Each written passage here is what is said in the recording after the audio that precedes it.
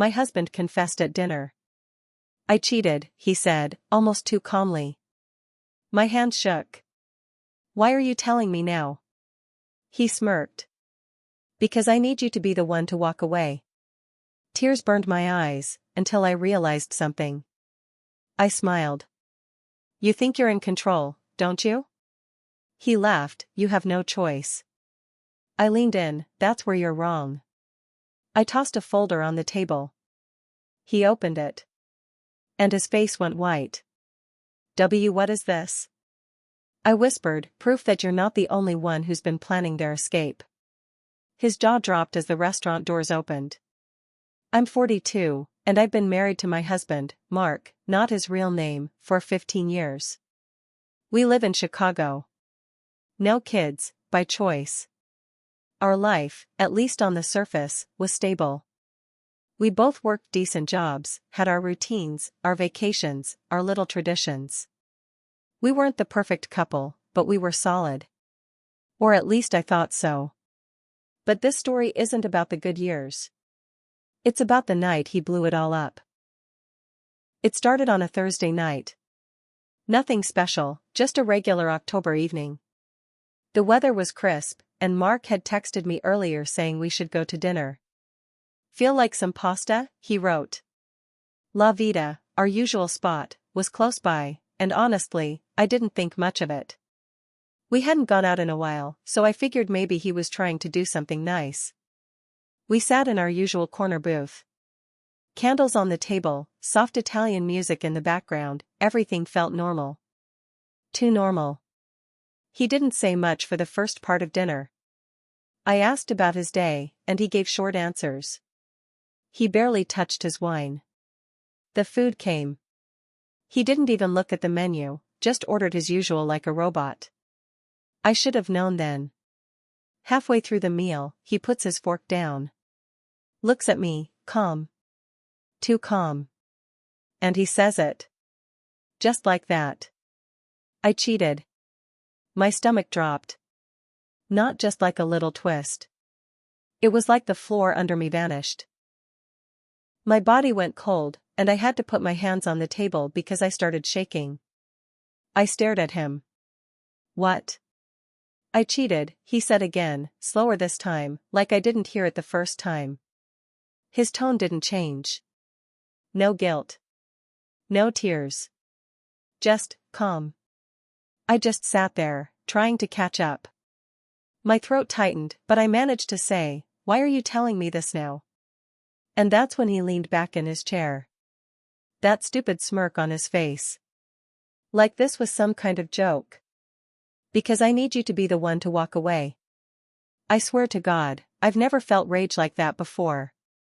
My hands were still shaking, but my mind started clearing up. It was like I went from drowning to suddenly being above water again. You want me to walk away? After 15 years? I should have been sobbing. I should have made a scene. But I didn't. Instead, I went quiet. That seemed to throw him off for a second. He raised an eyebrow. Like he expected a meltdown. And that's when I smiled. You think you're in control, don't you? I said. I could feel my heart pounding, but I kept my voice low. He laughed. Actually laughed. You have no choice, Sarah. I leaned forward. Reached into my bag. Took out a folder. Set it down on the table, right between our plates. He looked at it. Confused. Opened it. And that's when everything changed. His face. I'll never forget his face. He flipped through the papers inside. Photos. Receipts. Printouts of text messages. A list of dates. Names. Then, the clincher, bank records. A quiet little savings account I'd been building for almost a year. Just in my name. Tied to a lawyer's office. A new lease in my name only. A moving company scheduled for next week. What is this? He whispered. I leaned in closer. Proof that you're not the only one who's been planning their escape. His face went pale. He started breathing faster. He looked like he was about to be sick. And for once, he didn't have anything smart to say. Then the doors of the restaurant opened. And in walked my attorney, Lisa, and a process server. They walked right up to our table.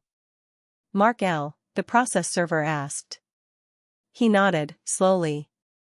"You've been served." He took the envelope, still frozen in place. Lisa gave me a small nod and left. That was her whole role that night, just to make sure it was done right, clean, fast. The paperwork had already been filed. He was the last piece. Here's the part where I admit something I've known for a while. Almost 8 months earlier, I noticed him acting different.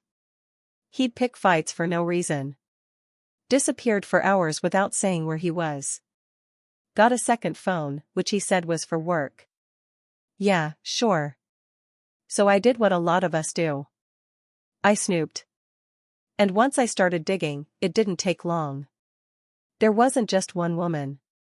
There were two. One in the city, one out in the suburbs.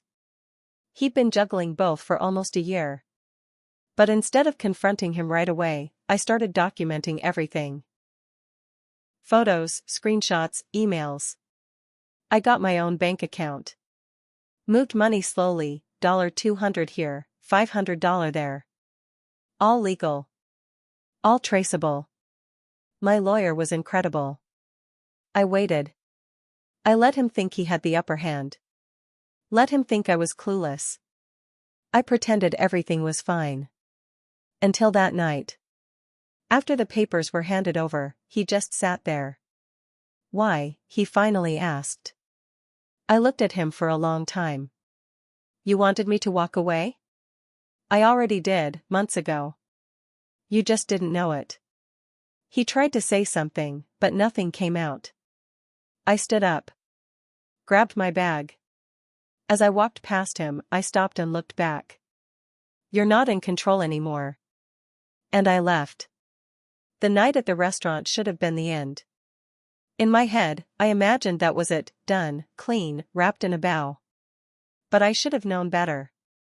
People like Mark don't just accept losing. It was quiet for a few days after the dinner. I stayed in a friend's apartment while the moving company packed up the house. Everything had already been arranged. Thanks to Lisa, my lawyer. She's a pit bull in a power suit, and I owe her everything. Then Mark started showing up. It was the following Tuesday. I was at the new place, a small loft in Logan Square, nothing fancy, but mine. I'd just made coffee when there was a knock at the door. Mark. He looked like shit. Pale, dark circles under his eyes. Wearing the same jacket from the night we had dinner. I didn't open the door all the way. Just enough for him to see my face. "I just want to talk," he said. "I don't," I replied, and started to shut the door. He stopped it with his hand. Wait. Please." I should have slammed it. I should have called the cops. But I didn't. Maybe part of me wanted to hear what excuse he'd come up with. Curiosity, or something uglier. "You planned this," he said quietly. "You embarrassed me. You blindsided me. You cheated on me," I said. "And you wanted me to walk away so you wouldn't look like the bad guy." He stared at the floor, then back at me. "I'm sorry." I laughed. "You're sorry because you got caught. You're sorry because I didn't play the victim." That hit him. He didn't say anything for a while. Then he asked, "Who else knows?" "Everyone who needs to." Here's where things started to turn. I thought he was gone after that. But 3 days later, I got an email from my job's HR department. Short, weird, and vague. "Hi Sarah, we need to speak regarding a confidential matter. Please stop by HR at your earliest convenience. I work in marketing. Not the kind of place where this kind of thing happens often." My stomach dropped. I went in the next morning. My boss was there too. "Someone submitted an anonymous tip that you've been misusing company resources," HR said. Personal use of client accounts, falsifying hours. I almost laughed. But I didn't. Because they were serious. Of course, I knew who it was. Mark. He didn't just want to hurt me emotionally, he wanted to ruin my career.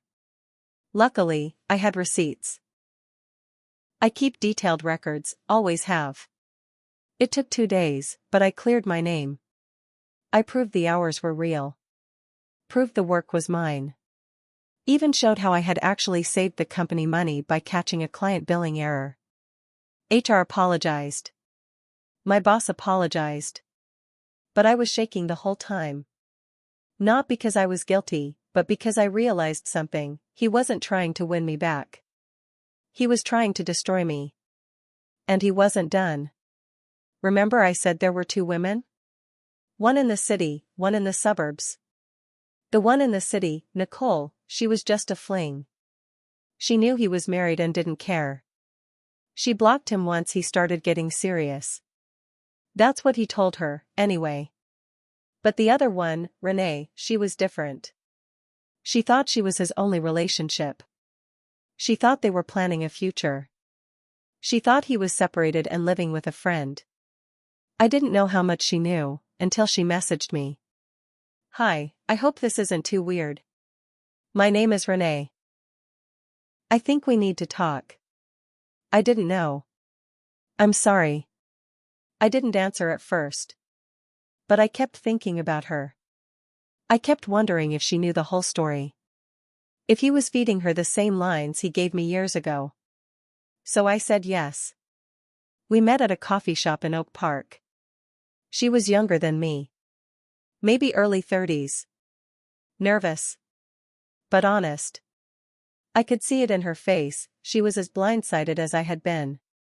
He told me you were toxic, she said. Said you cheated first.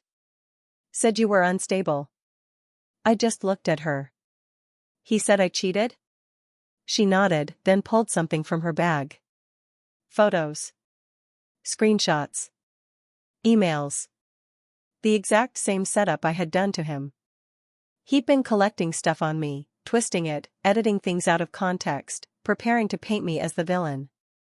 He wasn't just cheating. He was preparing for war. That was the moment something in me clicked. I stopped reacting. I stopped feeling sad, or angry, or betrayed. I started thinking. I won't get into too much detail here because it's still unfolding, but Renee and I? We made a plan. Not to get revenge. Not to play games. But to stop him from doing this again, to anyone. Because Mark isn't just a liar. He's a manipulator. He's dangerous. And if he thinks I'm going to stay quiet while he tries to ruin me from the shadows?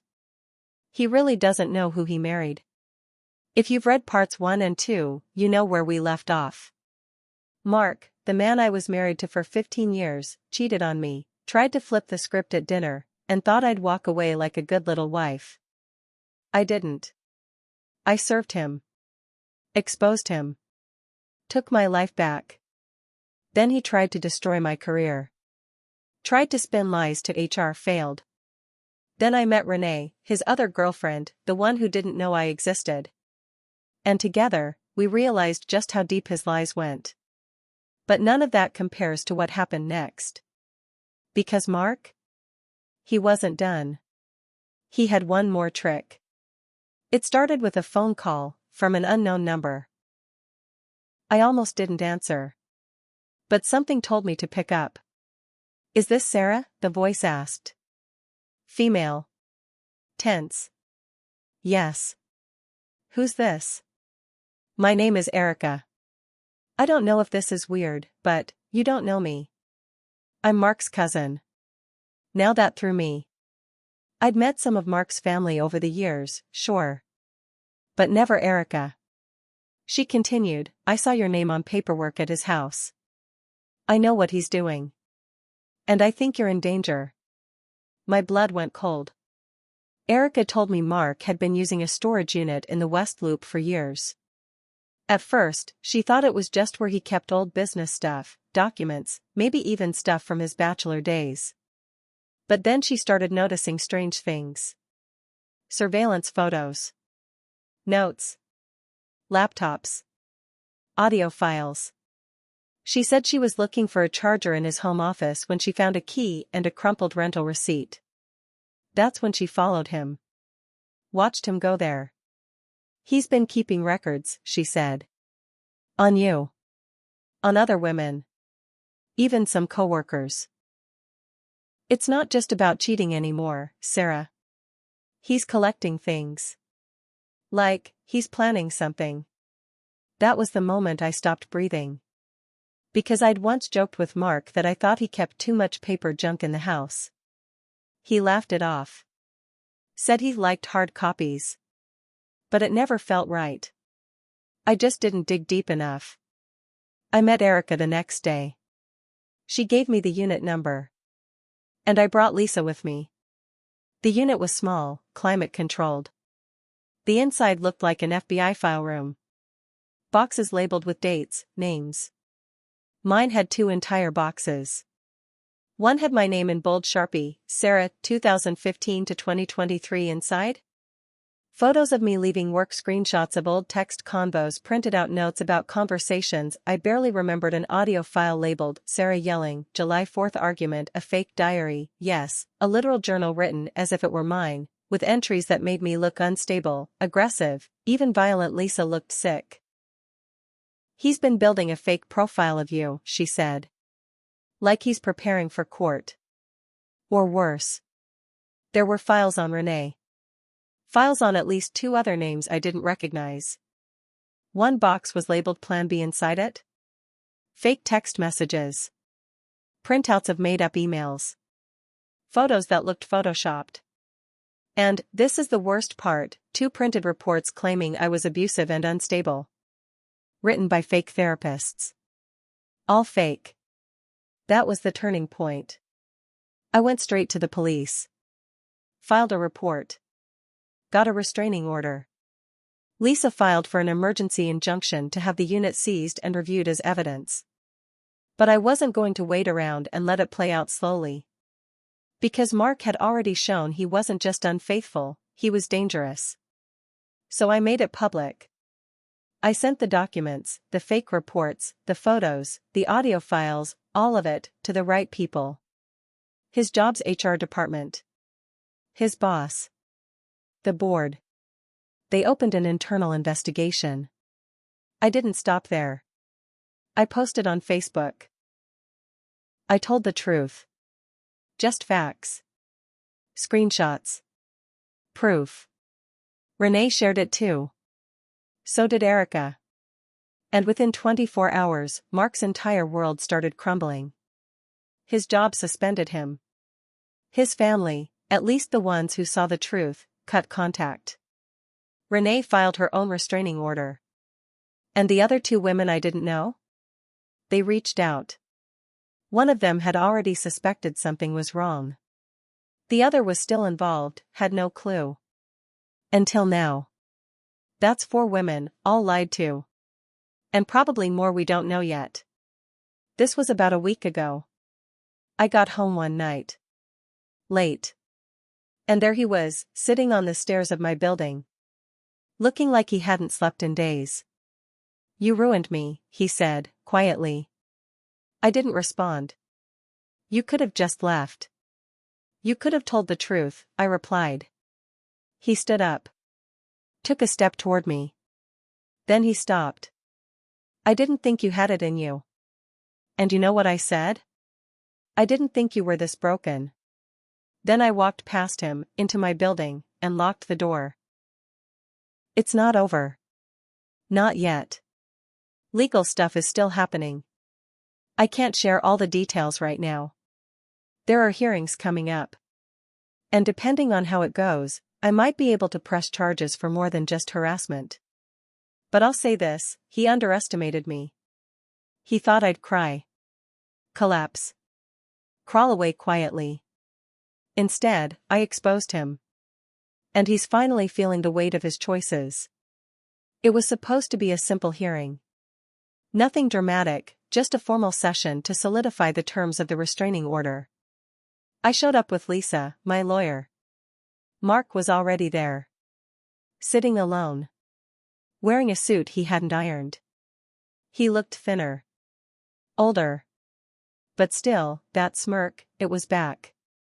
Like he knew something I didn't. Then Lisa leaned over to me. Whispered, he submitted something new. I felt my stomach twist. Turns out, Mark had requested to speak. To present his side. The judge allowed it. I think even they were curious to hear what this man could possibly say at this point. So he stood up. And opened a folder. I want to admit something, he said. His voice was calm, controlled. Like he'd practiced. He held up a piece of paper. This is a letter. I wrote it to Sarah 6 months ago. I never sent it. Lisa tensed beside me. She whispered, this wasn't in discovery. He's grandstanding. Mark started reading, Sarah, I don't expect forgiveness. I just want you to know the truth. I've been broken for years. I didn't cheat because of you. I cheated because I didn't like who I was. I thought controlling you would make me feel like a man again. I lied because I could. I collected things, made fake stories, twisted reality, because I couldn't live in my own. The courtroom was dead silent. You were the only one who saw through me. And that scared me. So I tried to destroy you. And I'm sorry. He looked up. Eyes red. I know none of this matters. But I needed to say it. I didn't cry. I didn't even blink. I just stared. Then I stood up. May I speak, Your Honor? The judge nodded. I walked to the front. My voice shook, but I made it steady. I spent 15 years believing in a man who had no soul. Who took my loyalty, my time, and my love, and used them as weapons. Who built a false version of me, not because I hurt him, but because I saw what he was really hiding. I turned and looked Mark dead in the eyes. You didn't cheat to escape me. You cheated to escape the truth about yourself. His face dropped. The smirk finally gone. And now, I said, you have to live with the version of yourself that you created. Not me. I walked back to my seat. The judge ruled in my favor. Full restraining order. Permanent. No contact. No access to any shared accounts. He was ordered to pay legal fees, and a formal investigation was opened into his fake documentation and harassment. The civil case is still pending. But what happened next wasn't in a courtroom. It was in the hallway. Outside the courtroom, his mother was waiting. She looked stunned. She hadn't known half of it. I'd never blamed her, she was kind to me, always, but Mark had spun his own story to her, of course. She walked up to him. Slapped him. Loud. Clean. Right across the face. Your father was like this, she said through gritted teeth. And I stayed for him. I won't stay for you. She turned and walked past me, giving me a quiet nod. People watched. Some whispered. Renee was there too. She saw everything. And for the first time since all of this began, I felt something that surprised me. Relief. It took months to really breathe again. I kept waiting for another email, another twist, another trap. But nothing came. Mark disappeared. I heard he moved out of state. Lost his job. His records under review for filing false reports. Last I heard, Renee and the other women were considering a joint civil suit. Me? I stayed. I finished therapy. Started running. Got a promotion at work. I even started dating, not seriously, but enough to remind myself I'm not broken. Erica, his cousin, still checks in with me. She told me that the family's ashamed. But thankful it came to light. Apparently, there were signs since he was a teenager. Lisa and I still talk too. She says she's never had a case where a cheater built an entire psychological operation around lying. She called him a failed narcissist. That felt weirdly accurate. What did I learn? That love doesn't blind you, you blind yourself, hoping what you see isn't real. That people show you who they are, over and over, but sometimes you're too close to notice. That betrayal doesn't just break you, it builds you, if you let it. That closure isn't an apology. It's realizing you don't need one. Am I healed? I don't know. Healing isn't a finish line. It's a path. Some days I feel strong. Some days I feel the weight of it all again. But I never regret what I did. Standing up. Fighting back. Telling the truth. So if you're out there, reading this, doubting your gut, questioning your sanity, trust yourself. And if someone tries to break you, show them what breaking you really costs.